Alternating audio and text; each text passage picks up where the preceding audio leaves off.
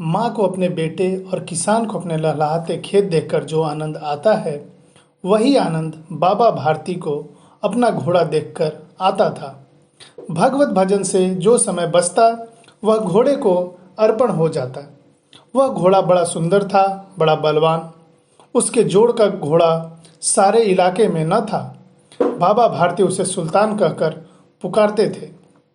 अपने हाथ से खरहरा करते, खुद दाना खिलाते और देख देख कर प्रसन्न होते थे। उन्होंने रुपया, माल, असबाब, जमीन आदि अपना सब कुछ छोड़ दिया था। यहाँ तक कि उन्हें नगर के जीवन से भी घृणा थी।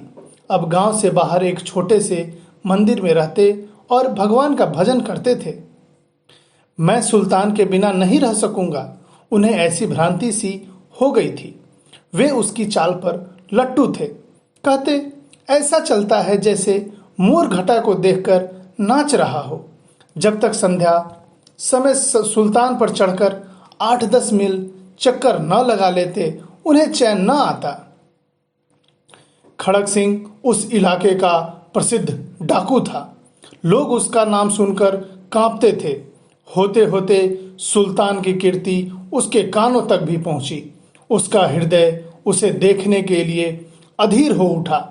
वह एक दिन दोपहर के समय बाबा भारती के पास पहुंचा और नमस्कार करके बैठ गया। बाबा भारती ने पूछा, खड़क सिंह, क्या हाल है? खड़क सिंह ने सिर झुकाकर उत्तर दिया, आपकी दया है। कहो, इधर कैसे आ गए? सुल्तान की चाह खींच लाई। विचित्र जानवर है, देखोगे तो प्रसन्न हो जाओगे। मैंने भी बड़ी प्रशंसा सुनी है। उसकी चाल तुम्हारा मन मोह लेगी। कहते हैं देखने में बहुत सुंदर है। क्या कहना, जो उसे एक बार देख लेता है, उसके हृदय पर उसकी छवि अंकित हो जाती है। बहुत दिनों से अभिलाषा थी, आज उपस्थित हो सका हूं। बाबा भारती और खड़क सिंह अस्तबल में पहुंचे। बाबा ने घोड़ा दिखाया घमंड से। खड़क सिंह ने देखा आश्चर्य से। उसने सैकड़ों घोड़े देखे थे, परंतु ऐसा बांका घोड़ा उसकी आंखों से कभी न गुजरा था। वो सोचने लगा, भाग्य की बात है, ऐसा घोड़ा खड़क सिंह के पास होना चाहिए था। इस साधु को ऐसी चीजों से क्या लाभ? कुछ देर तक आश्चर्य से चुपचाप खड़ा रहा।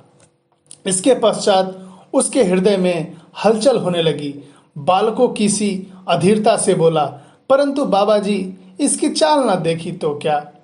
दूसरे के मुख से सुल्तान की प्रशंसा सुनने के लिए उनका हृदय अधीर हो गया। घोड़े को खोलकर बाहर गए। घोड़ा वायु वेग से उड़ने लगा। उसकी चालों को देखकर खड़क सिंह के हृदय पर सांप लौट गया। वह डाकू था और जो वस्तु से पसंद आ जाए उस पर वह अपना अधिकार समझता था। उसके पास बाहुबल था और आदमी भी। जाते जाते उसने, बाबा जी, मैं यह घोड़ा आपके पास न रहने दूंगा। बाबा भारती डर गए। उन्हें रात को नींद न आती। सारी रात अस्तबल की रखवाली में कटने लगी। प्रति क्षण खड़क सिंह का भय लगा रहता। परंतु कई मास बीत गए और वह न आया। यहाँ तक कि बाबा भारती कुछ असावधान हो गए और इस भय को स्वप्न के भय की नाई मिथ्या समझने लगे। संध्या का समय था। बाबा भारती सुल्तान की पीठ पर सवार होकर घूमने जा रहे थे। इस समय उनकी आंखों में चमक थी, मुख पर प्रसन्नता। कभी घोड़े के शरीर को देखते, कभी उसके रंग को, और मन में फूले न समाते थे। सहसा एक ओर से आवाज आई, ओ बाबा, इस कंगले की सुनते जाना। आवाज में करुणा थी। बाबा ने घोड़े को रोक लिया। देखा, एक अपाहिज वृक्ष की छाया में पड़ा कराह रहा है। बोले, क्यों, तुम्हें क्या कष्ट है? अपाहिज ने हाथ जोड़कर कहा, बाबा, मैं दुखियारा हूं, मुझ पर दया करो। रामावाला यहाँ से 3 मील है, मुझे वहां जाना है। घोड़े पर चढ़ा लो, परमात्मा भला करेगा। वहां तुम्हारा कौन है? दुर्गा दत्त वैद्य का नाम आपने सुना होगा। मैं उनका सौतेला भाई हूं। बाबा भारती ने घोड़े से उतरकर उस अपाहिज को घोड़े पर सवार किया और स्वयं की लगाम पकड़कर धीरे धीरे चलने लगे। उन्हें एक झटका सा लगा और लगाम हाथ से छूट गई। उनके आश्चर्य का ठिकाना न रहा। अब उन्होंने देखा कि अपाहिज घोड़े की पीठ पर तन कर बैठा है और घोड़े को दौड़ाए लिए जा रहा है। उनके मुख से भय, विस्मय और निराशा से मिली हुई चीख निकल गई। वह अपाहिज डाकू खड़क सिंह था। बाबा भारती कुछ देर तक चुप रहे और कुछ समय पश्चात कुछ निश्चय करके पूरे बल से चिल्लाकर बोले, जरा ठहर जाओ। खड़क सिंह ने यह आवाज सुनकर घोड़ा रोक लिया और उसकी गर्दन पर हाथ फेरते हुए कहा, बाबा जी, यह घोड़ा अब न दूंगा। परंतु एक बात सुनते जाओ। खड़क सिंह ठहर गया। बाबा जी ने निकट जाकर उसकी ओर ऐसी आंखों से देखा जैसे बकरा कसाई की ओर देखता है और कहा, यह घोड़ा तुम्हारा हो चुका है। मैं तुमसे इसे वापस करने के लिए न कहूंगा, परंतु खड़क सिंह केवल एक प्रार्थना करता हूं, इसे अस्वीकार न करना, नहीं तो मेरा दिल टूट जाएगा।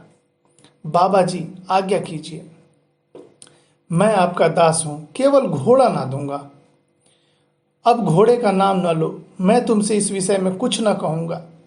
मेरी प्रार्थना केवल यह है कि इस घटना को किसी के सामने प्रकट न करना।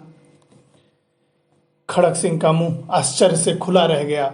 उसे लगा था कि घोड़े को लेकर यहां से भागना पड़ेगा, परंतु बाबा भारती ने स्वयं इसे कहा कि इस घटना को किसी के सामने प्रकट न करना। इसका क्या अर्थ हो सकता है? खड़क सिंह ने बहुत सोचा, बहुत सिर मारा, परंतु कुछ समझ न सका। हार कर उसने अपनी आंखें बाबा भारती के मुख पर गड़ा दी और पूछा, बाबा जी, इसमें आपको क्या डर है?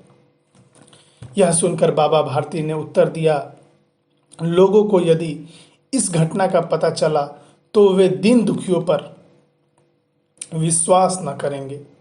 यह कहते कहते उन्होंने सुल्तान की ओर से इस तरह मुंह मोड़ लिया जैसे उनका उससे कभी कोई संबंध ही ना रहा हो।